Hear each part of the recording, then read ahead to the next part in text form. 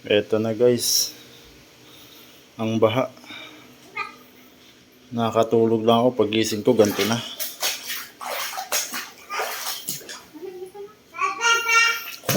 Buti itong rep, naagapan ko pa. Naiakit pa namin ni Mrs. kahit mabigat eh. Nagpatulong na lang ako kay Mrs. Ito yung ginagawa ko kanina, TV. Kukunin ko sana yung mga pyesa para maitapon na.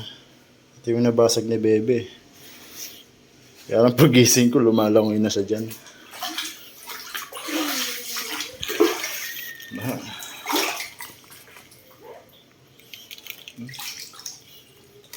Hanggang sa ano ko, mga isang dangkal sa loob ng bahay.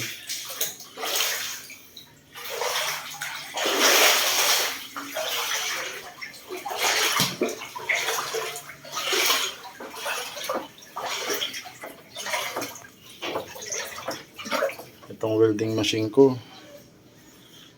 nalangoy-langoy rin kanina.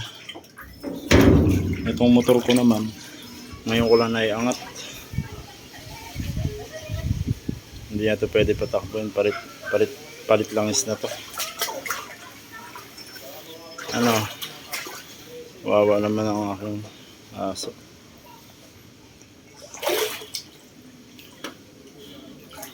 Dito sa labas, mga ano to. Ang ganda dito. Lampas isang dangkal.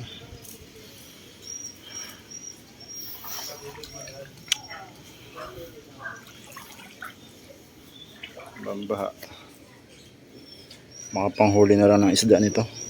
Maulam mamaya.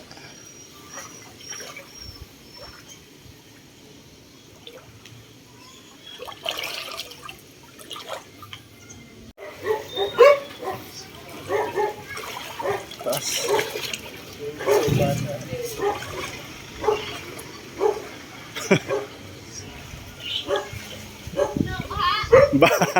Bahang baha. Pinasok na bahay ninyo? Opo, pinasok. Pero yung itaas, di naman. Ayun taas, hindi pa. Di naman yan, di na yung nakapuli itaas yan. Mataas na yan. Sana hindi na umulan. Taas dito eh. Oh.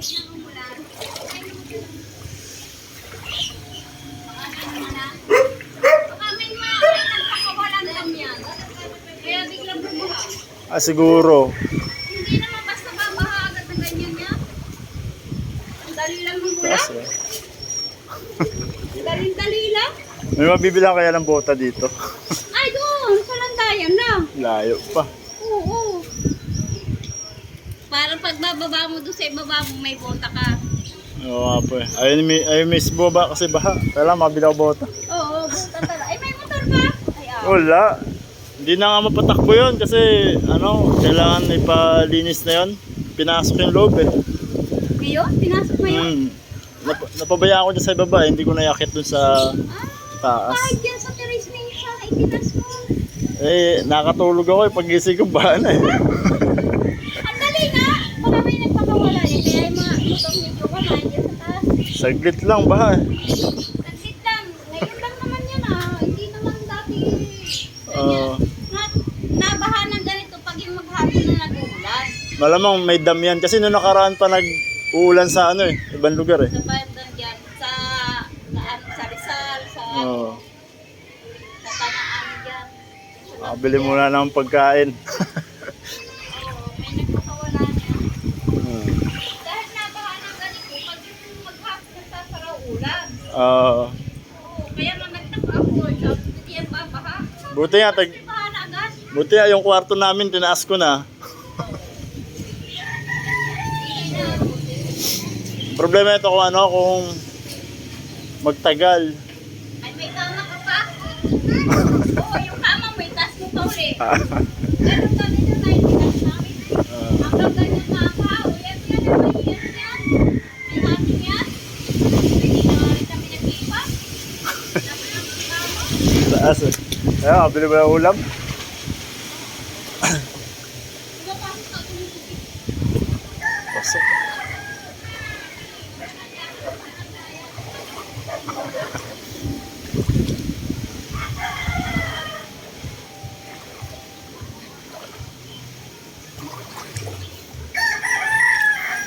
Buti dito sa kalsada, wala.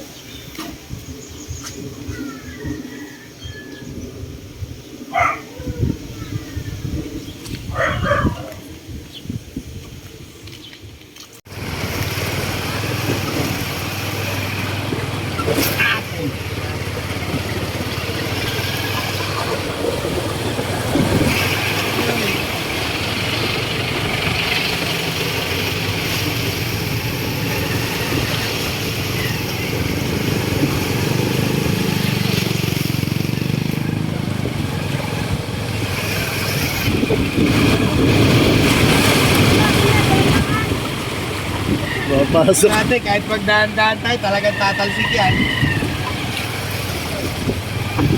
Dagat na dati to, bangka na eh. Ang asang tubig eh. Kahit anong dahan-dahan mo dyan, may tatalsik na yan.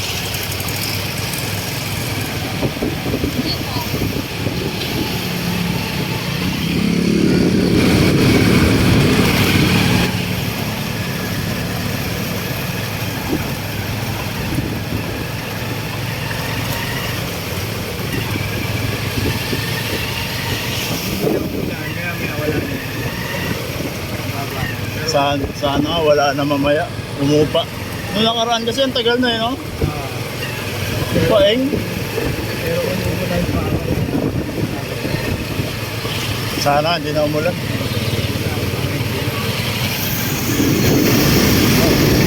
kahit mo ito po, hindi nakakayanin mo. Yung motor ko ngayon, ano eh, pinasok yung sa may bed. Kaya pa kaya yun? Papatuyuin lang. Basta wag lang pasukin sa may langis. Yung lagi yung pag-ito, maglapapat. Basta hindi lang umabot sa butyo. Tsaka yung lagayan niya ng langis. Medyo mataas. Sa belt pa lang eh. Wala ang problema. Kaya pa yun. Matutuyo naman. Oo, buti na lang.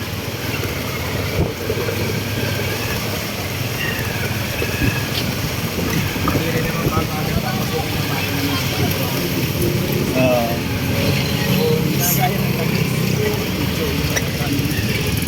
Pero para sure ball, mapalit. Oo. Dapat change oilin na rin naman yun eh. Pag-change oilin.